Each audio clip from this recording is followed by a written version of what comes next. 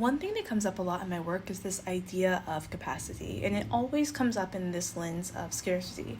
For example, I'll have clients or people who are interested in starting their own business come to me and say, okay, Chelsea, I don't have the capacity for this. I don't have the capacity for marketing. I don't have the capacity for sales. I don't have the capacity to show up in the ways that I believe I need to have a successful business. And today's episode is really just about busting that bubble.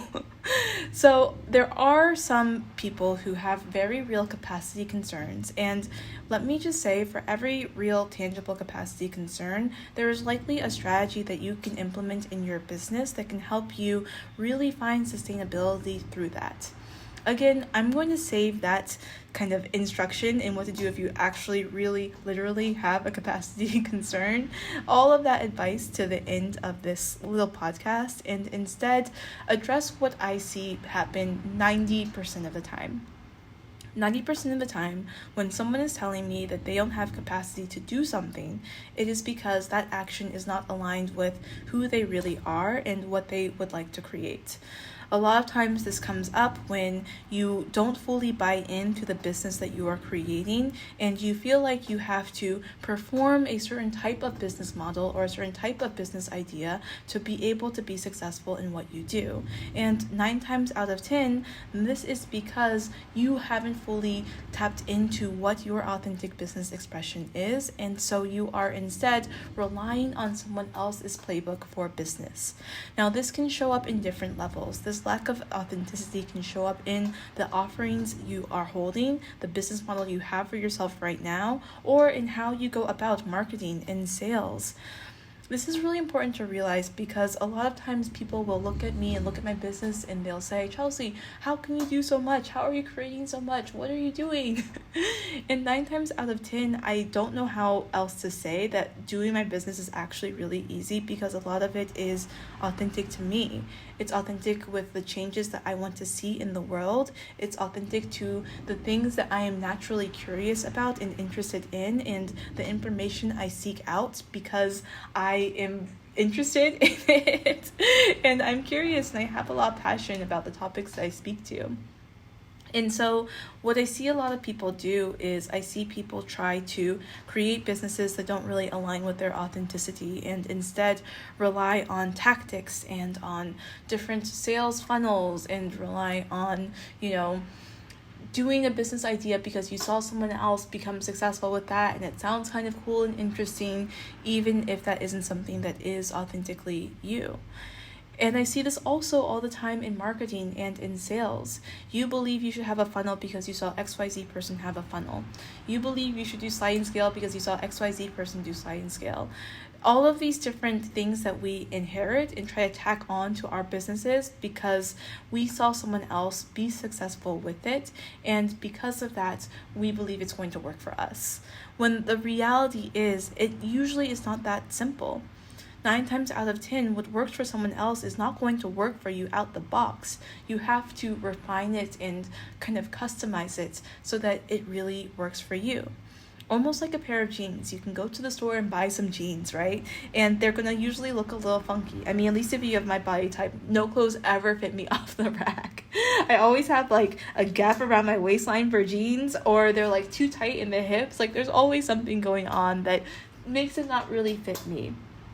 At the same time, that doesn't mean that the jeans are garbage or the jeans aren't valuable. It means that I have to take my understanding of myself and integrate that into what it is that I am learning or now exposed to and make it my own. Using the jean analogy, that means I have to go get my jeans tailored so that they're a perfect fit.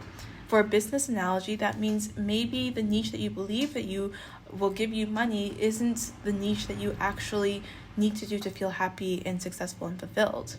Or maybe the marketing strategy that got XYZ person, 7 figures overnight isn't what actually will work for you because you need to customize it to your own values and the way that you like to do things. What I also will say is that when it comes to capacity, the work becomes easier the more and more you do that. So the more and more you allow your business creation to be you, just sharing your wisdom, your brilliance, your unique gifts, your unique talents to the world and having the world receive those gifts, that is the best marketing strategy. No one can compete with that marketing strategy. No one can ever, stop you from finding the people that align best with your mission and the work that you do if you just focus on providing value to people and pouring into the community that you say that you care about.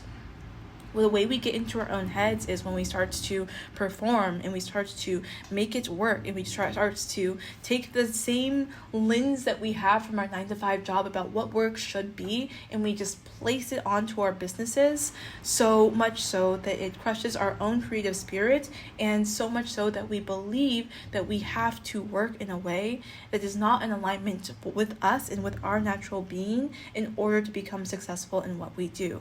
That is where we make mistakes, and that is where we trip up. When the reality is, if you center your work on what you love to do and showing up for people who love to be helped in the way that you help people, because all business is service, that is all you have to do.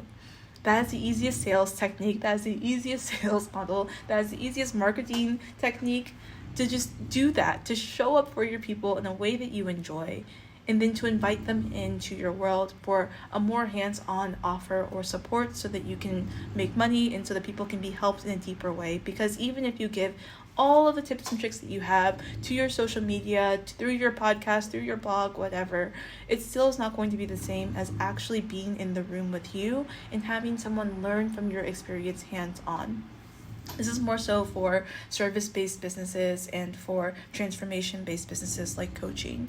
It's the same thing for product-based businesses too.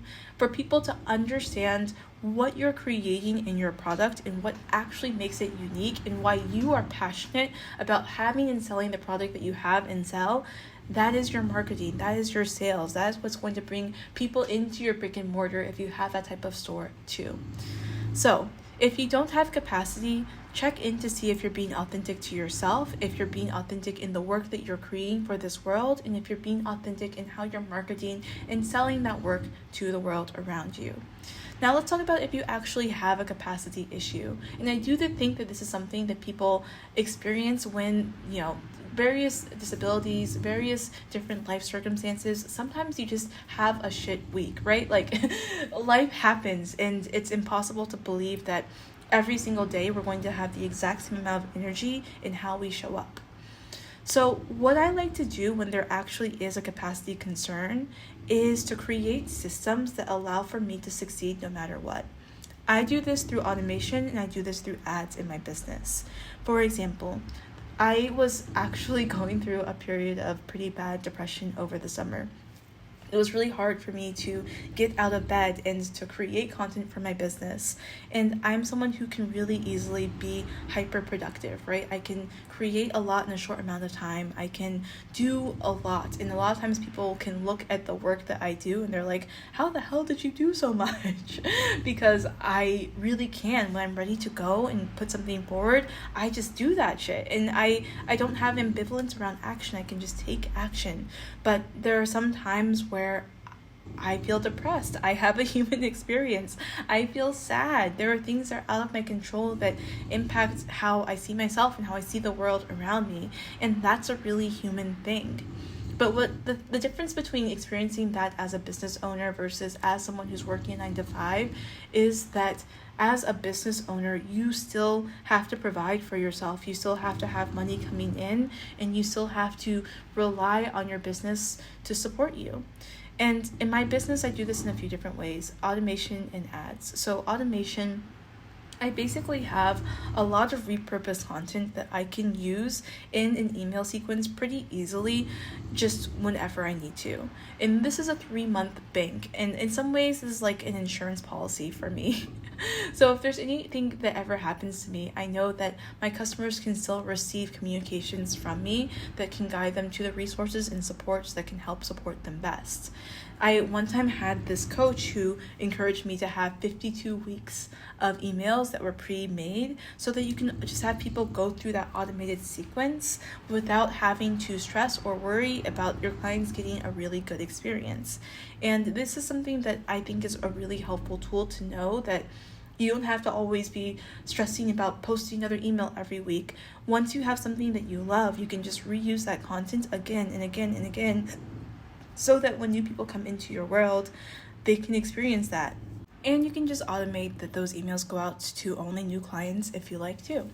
The other really great way of automation is through ads, having a paid way so that people can always come into your world. And there are ways that you can, have ads without putting money into it every single month. Like you can sell a low ticket offer through your ads. You can have your ads funnel into a larger, higher ticket offer and have the revenue from that go back into your ad spend. Ideally, your ads will pay for themselves in time. And, when I work with clients, that's what we optimize your ad campaigns to be able to do. But these different tools are ways for you to not always have to worry about being on, and so that you can use anything that you've created and rework it into your work again and again and again. Another really great thing that I recommend people do is every few months look back at your social media content and repurpose it. All of these things can be really helpful if you in general have a lower capacity, because it will help you keep that consistency without worrying too much. The final thing that I'll say about having a lower capacity in general as a human is that it's kind of good to allow people to miss you sometimes, especially if that's your natural personality. Now, for me, that's not the case. I love showing up. I love being here. I love being a resource for people. I have boundaries within that, and I do take breaks, but a lot of the times I just have things from my heart to share with my people. And so I do that happily. But if you're someone who has a lower capacity and you don't always want to be on social media, you don't have to be. Take the breaks. Allow people to miss you. The thing is that a lot of times when you take a step back, what that can do is it can give your people, your clients, your customers, your community an opportunity to step towards you and to engage with your work without feeling pressured, without feeling a time crunch. It can create a little bit of mystery around the work that you do, and that can be really appealing and attractive to people too.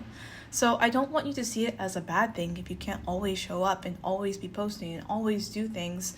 Sometimes that can be the nudge that someone needs to lean in towards you to be a part of your world. Now, this is one of these topics I can go on and on and on for. And when working with clients on this, we really go into your business and understand what is it that's making you not have capacity. Can this be fixed with strategy, or are you just not in the right lane? And we can begin to problem solve and experiment and play with these different expressions of self to make one that really feels natural to you and helpful for the people that you're serving through your work. My final piece of advice for people who are listening to this podcast is to do what feels natural and right for you. If it doesn't feel organic for you to post every single day on social media, then don't. If it feels like too much to come with a laundry list of ideas on what to share with people around you, then focus on one idea a week that you feel really proud of that might change someone's perspective and it might help someone see the world a little bit differently. If it's hard for you to create time to really engage with your business, take a step back and understand, am I making this business because I think it's going to make me money, or am I making this business because it feels like an authentic reflection of who I am and the legacy I want to leave?